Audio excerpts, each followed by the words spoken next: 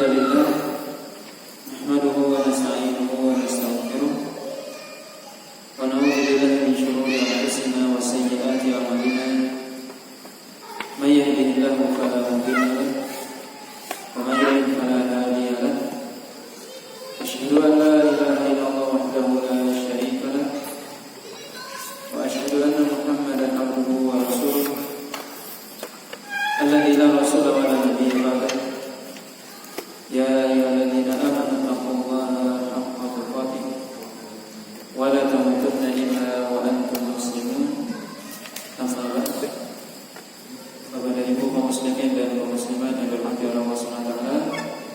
Alhamdulillah, puji dan syukur senantiasa kita sampaikan kepada Allah Subhanahu wa taala. Salawat dan salam kita sampaikan kepada Rasulullah sallallahu alaihi wasallam dan juga kepada para ulama, para sahabat, para tabi'in serta orang mukmin yang senantiasa mengikuti urusan dan kiamat nanti.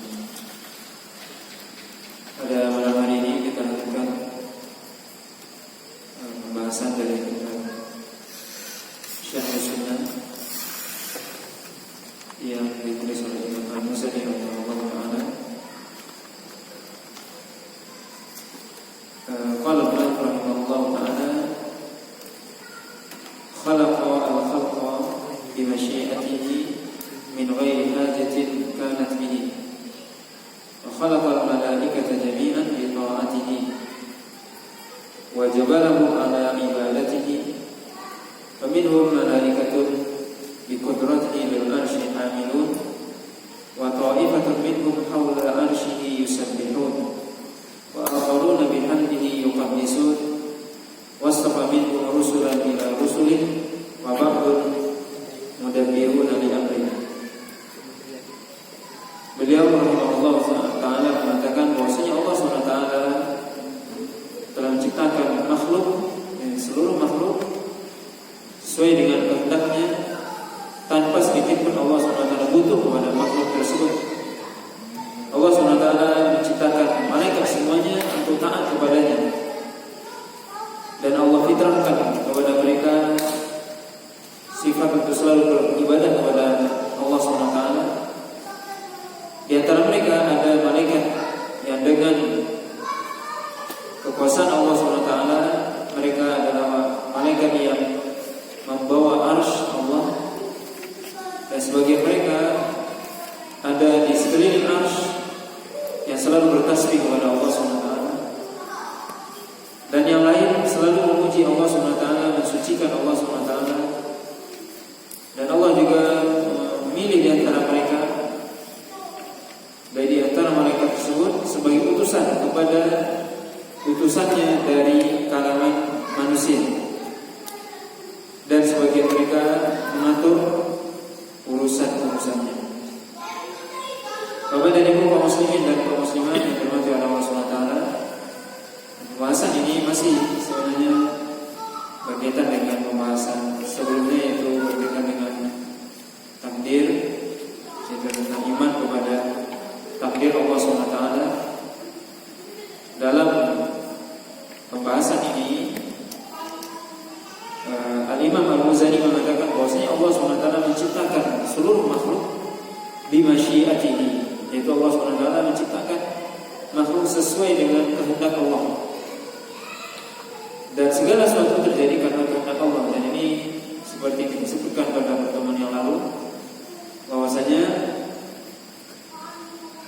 di antara salah satu poin dari beriman kepada takdir Allah SWT adalah kita beriman bahwasanya segala sesuatu yang terjadi itu sesuai dengan masyiat atau kehendak Allah. Maka Allah SWT menciptakan makhluk ini sesuai dengan kehendak Allah SWT. Tidak ada yang keluar dari kehendak Allah SWT. Dan Allah SWT menciptakan makhluk ini bukan berarti Allah butuh kepada makhluk. Allah tidak butuh kepada kita, kepada makhluk, tapi kita yang butuh kepada Allah SWT. Sebagaimana Allah SWT berkata, ya ayyuhan nasu antumul fuqara'u ila Allah wallahu huwal ghaniyyul hamid. Wahai manusia, Anda sekalian adalah orang-orang yang fakir, orang-orang yang butuh kepada Allah, dan Allah SWT Maha cukup, yang tidak membutuhkan makhluk, dan Allah SWT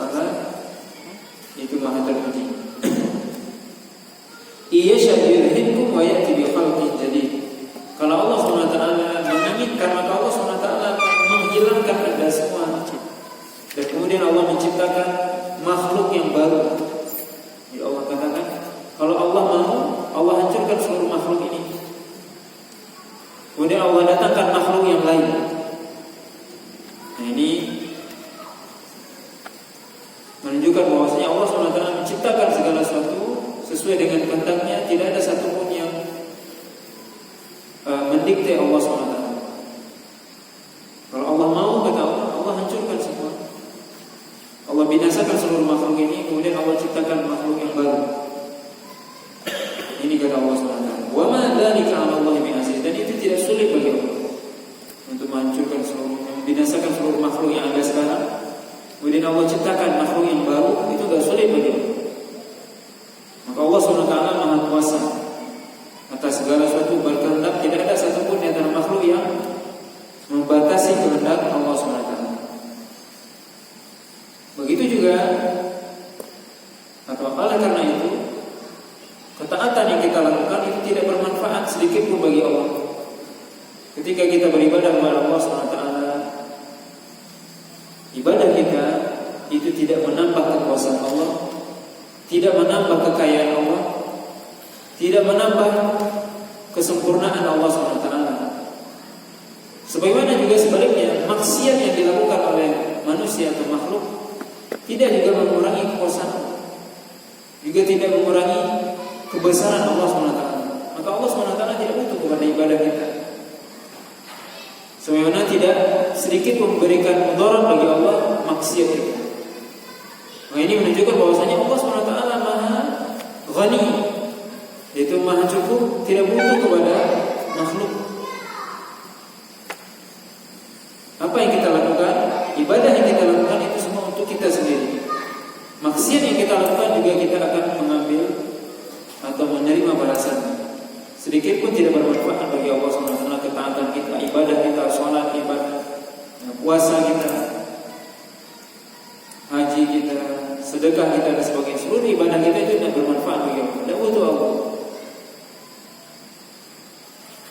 Begitu juga maksiat yang kita lakukan. Walaupun dalam hadis kursi Allah katakan, walaupun seluruh makhluk, kalau seandainya seluruh makhluk ini menjadi orang yang bertakwa semua, kata Allah, mazida fi mulki syai'an, tidak menambah sedikit pun kekuasaanku. Kata Allah SWT.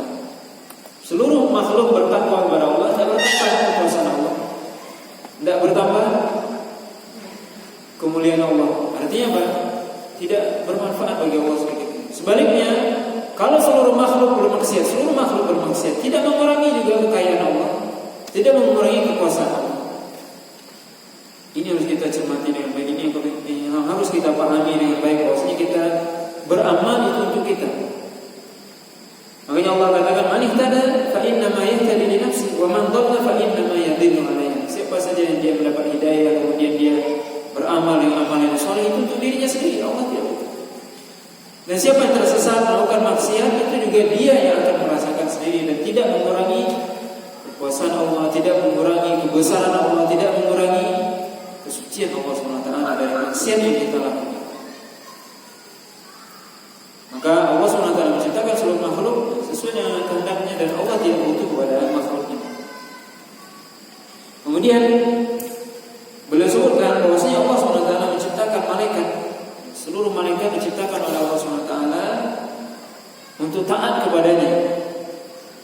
Dan Allah sudah fitrahkan kepada mereka agar malaikat tersebut taat kepada Allah.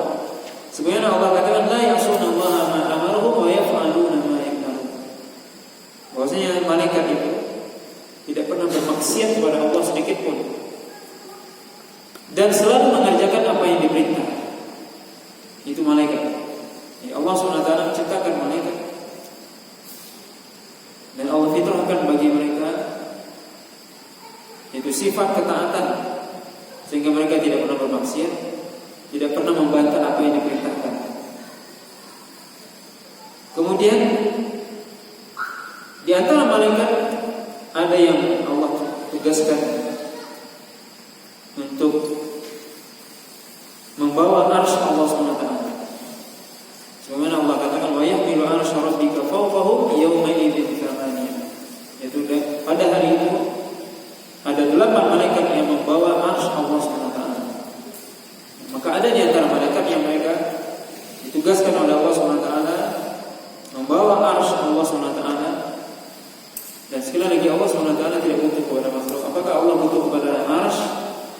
butuh kepada malaikat? Tidak. Seluruh makhluk butuh kepada Allah SWT.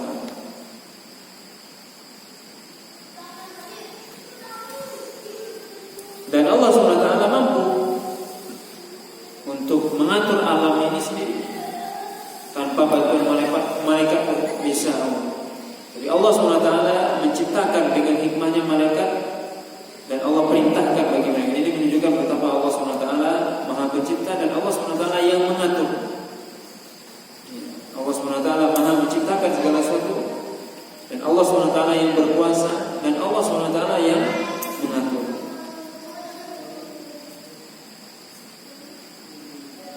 Kemudian di antara mereka juga, di antara malaikat tadi ada yang mereka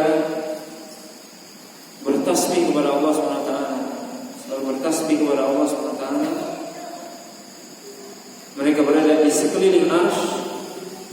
Sebagaimana Allah sebutkan, alladzina yahmiluna al-arsya wa man hawlahu yusabbihuna bihamdi rabbihim. Itu ada malaikat-malaikat yang mereka membawa arsy. Dan di sekeliling mereka juga ada malaikat-malaikat yang bertasbih memuji Allah SWT. Ini di antara tugas malaikat. Wa tara malaikata hafina min hawlil arsy yusabbihuna bihamdi rabbihim. Dan engkau melihat malaikat mereka berkeliling, berada di sekeliling arsy Allah, dan mereka selalu bertasbih kepada Allah SWT. Ini kita lihat bagaimana arsy Allah SWT, arsy makhluk yang paling besar, dan sekelilingnya malaikat. Kita nggak tahu berapa banyak malaikat, dan malaikat tersebut bertasbih kepada Allah SWT. Ini juga menjadi faedah bagi kita betapa malaikat makhluk yang besar yang Allah ciptakan, yang mana mereka selalu taat kepada Allah SWT. Mestinya kita manusia juga seperti itu. Kita makhluk yang kecil, mestinya taat kepada Allah SWT. Malaikat makhluk yang besar, tapi mereka selalu taat kepada Allah SWT. Kemudian di antara mereka juga ada yang selalu bertahmid, memuji Allah SWT dan mensucikan Allah SWT di langit. Sebagaimana disebutkan dalam ayat yusabbihuna al-laila wan nahara la yafturun. Maksudnya di antara malaikat itu adalah malaikat-malaikat yang mereka selalu bertasbih, bertahmid kepada Allah SWT siang dan malam, la yafturun, tidak pernah merasa capek, tidak pernah merasa lemah, letih, lelah. Itu para malaikat. Jadi kalau kita bandingkan juga ibadah kita dengan malaikat, mungkin nggak ada bandingannya. Kita ibadah kita sangat sedikit. Sedangkan malaikat ini tidak pernah berhenti, siang dan malam bertasbih kepada Allah SWT. Ada malaikat yang mereka sejak diciptakan sujud kepada Allah SWT di langit sana. Maka kalau kita bandingkan ibadah kita dengan malaikat, enggak sebanding. Mereka adalah makhluk yang tidak pernah bermaksiat kepada Allah, selalu melaksanakan apa yang diperintah, selalu beribadah kepada Allah, tidak pernah berhenti dan tidak pernah capek. Kita sedikit capek. Maka hendaknya kita mengambil pelajaran bagaimana malaikat Allah ciptakan dan malaikat makhluk Allah SWT yang Allah pilih untuk selalu beribadah kepada-Nya. Kemudian juga di antara malaikat ini ada di antara mereka yang Allah pilih menjadi rasul atau utusan. Maka rasul itu ada dua macam, rasul dari kalangan malaikat dan rasul dari kalangan manusia. Rasul di sini maksudnya utusan. Allah SWT mengutus, memilih di antara malaikat, yaitu malaikat Jibril. Allah pilih di antara seluruh malaikat sebagai utusan Allah SWT kepada utusan Allah dari kalangan manusia, di mana malaikat Jibril tugasnya menyampaikan wahyu dari Allah SWT kepada rasul manusia, para nabi dan rasul. Maka ini diantara tugas yang diberikan oleh Allah SWT kepada malaikat. Allah mengatakan ja'ilil malaikati rusulan. Allah SWT telah menjadikan malaikat itu, diantara malaikat tersebut, rusul,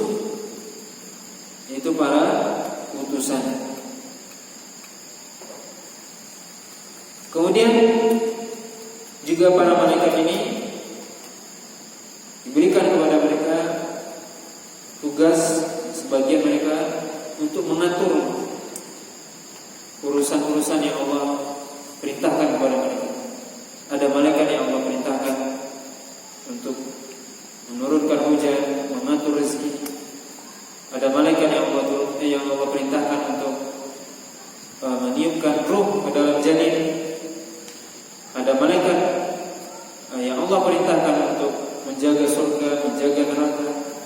Ada malaikat yang Allah tugaskan untuk mencatat amal perbuatan kita, amal baik dan buruk, dan seterusnya. Maka banyak di antara tugas-tugas malaikat, dan tentunya Allah SWT yang lebih tahu ya tentang jumlah malaikat itu sendiri. Ya, Allah SWT yang lebih tahu tentang jumlah malaikat dan bagaimana hakikat tugas mereka. Kemudian beliau mengatakan, "Tsumma khalaqa Adam bi yadihi wa askanahu jannatahu.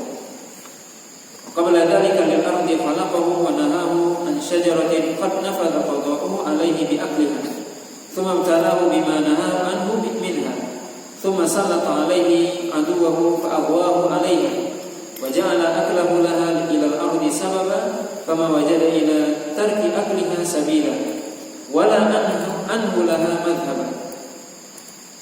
ثم خلق للجنة من ذريته أهلا فهم بأعمالها بمشيئته آملون وبقدرته وبإرادته ينفذون وخلق من ذريته للنار أهلا فخلق لهم أعينا لا يبصرون بها وآذانا لا يسمعون بها وقلوبا لا يفقهون بها وهم بذلك عن الهدى محجوبون وبأعمال أهل النار سابق قدره يعملون.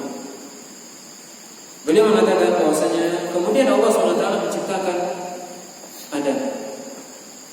Setelah beliau mengatakan bahwasanya Allah menciptakan malaikat, maka beliau mengatakan kemudian Allah SWT menciptakan Nabi Adam. Ini menunjukkan bahwasanya malaikat terlebih dahulu diciptakan. Beliau mengatakan kemudian Allah SWT menciptakan Nabi Adam biyadihi dengan tangannya. Dan Allah SWT menempatkan Nabi Adam di surganya. Dan sebelum itu Allah sudah ciptakan bumi untuknya. Dan Allah SWT telah melarangnya dari sebuah pohon yang takdir Allah SWT telah mendahulunya sehingga dia memakannya. Kemudian Allah SWT mengujinya dengan melarangnya. Kemudian musuhnya menguasai dirinya, kemudian menyesatkannya, kemudian dia memakannya sehingga menyebabkan dia turun ke bumi. Maka dia tidak mendapatkan jalan untuk meninggalkan dari memakan buah tersebut. Kemudian Allah SWT menciptakan dari keturunannya calon-calon penghuni surga. Maka dengan amalannya, dengan amalan mereka, dengan kekuasaan Allah dan kehendaknya mereka selalu beramal. Dengan kekuasaannya dan keinginannya mereka melakukan apa yang diperintahkan dan ditakdirkan. Dan Allah SWT menciptakan juga dari keturunannya, yaitu keturunan Nabi Adam, pengikut atau penduduk neraka. Maka Allah menciptakan bagi mereka penduduk neraka tersebut mata yang mereka tidak melihat dengannya, menciptakan bagi mereka telinga yang mereka tidak mendengar dengannya, kemudian juga hati yang mereka tidak memahami dengannya. Maka mereka itu adalah orang-orang yang tertutup dari petunjuk, dan mereka adalah orang-orang yang beramal dengan takdir Allah, dengan amalan penduduk neraka. Maka ini beliau menyampaikan bahwasanya Allah SWT menciptakan Nabi Adam dengan tangannya. Di sini jelas dikatakan bahwasanya Allah SWT menciptakan Nabi Adam dengan tangan. Sebagaimana Allah katakan, "Ma mana'aka an tasjuda lima khalaqtu bi yadayya." Apa yang menyebabkan kamu atau menghalangi kamu wahai iblis untuk sujud kepada Adam yang telah aku ciptakan dengan kedua tanganku, kata Allah SWT. Maka ayat ini menjelaskan kepada kita bahwasanya Allah SWT punya dua tangan. Dan tangan Allah SWT tidak sama dengan tangan makhluk. Bagaimananya itu kita tidak mengetahui dan tidak ditakwil. Sebagian orang mentakwil dengan mengatakan kudrat. Kalau saja kudrat, kenapa Allah tidak mengatakan saja aku telah menciptakan Adam dengan kudrat atau kekuasaanku? Tapi Allah SWT mengatakan lima khalaqtu biyadayya. Aku telah menciptakan Adam dengan kedua tanganku, kata Allah. Maka kedua tangan. Tidak kita takwil dengan kudrat ataupun kekuasaan. Ya, karena Allah SWT bisa kalau ingin mengatakan kudrat, Allah akan sebutkan itu. Tapi Allah tidak mengatakan seperti itu. Tapi Allah mengatakan dengan kedua tangannya. Yang kedua, ini juga menunjukkan kelebihan Nabi Adam. Sebab kalau seandainya ayat ini ditakwil dengan kudrat, yaitu Allah SWT menciptakan Nabi Adam dengan kudratnya, dengan kekuasaannya, seluruh manusia, seluruh makhluk itu diciptakan dengan kekuasaannya, maka tidak ada kelebihan Nabi Adam. Kelebihan Nabi Adam di sini Allah ciptakan dengan kedua tangan Allah. Langsung. Ini menunjukkan kelebihan Nabi Adam dari seluruh makhluk, dari seluruh manusia. Kalau seandainya ditakwil bahwasanya kudrat yad di sini, tangan di sini diartikan adalah kudrat, berarti dan diartikan bahwasanya Nabi Adam diciptakan dengan kudrat, seluruh makhluk diciptakan dengan kekuasaan Allah. Tidak keluar dari kekuasaan Allah, maka tidak ada plusnya Nabi Adam. Keistimewaan Nabi Adam tidak ada di sini. Maka ini menjadi alasan, ya, dalil bahwasanya ayat ini tidak perlu ditakwil, sebagaimana ya para ulama, para sahabat yang mendengar ayat ini tidak pernah bertanya kepada Nabi, karena mereka memahami. Ketika dikatakan khalaqtu biyadayya, saya menciptakannya, yaitu Nabi Adam dengan kedua tangan, mereka semua mengetahui, memahami maknanya dan tidak bertakwil dan tidak menanyakan. Kemudian wa askanahu jannatu, kemudian Allah SWT menyuruh Nabi Adam untuk tinggal di surga. Allah SWT menciptakan Nabi Adam kemudian tinggal di surga. Kemudian Allah SWT memberikan cobaan kepada Nabi Adam dengan sebuah larangan.